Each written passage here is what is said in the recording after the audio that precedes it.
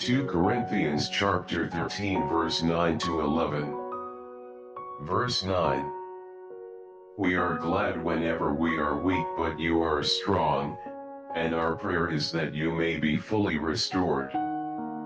10 This is why I write these things when I am absent, that when I come I may not have to be harsh in my use of authority, the authority the Lord gave me for building you up, not for tearing you down.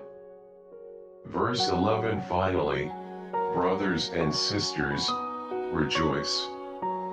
Strive for full restoration, encourage one another, be of one mind, live in peace. And the God of love and peace will be with you.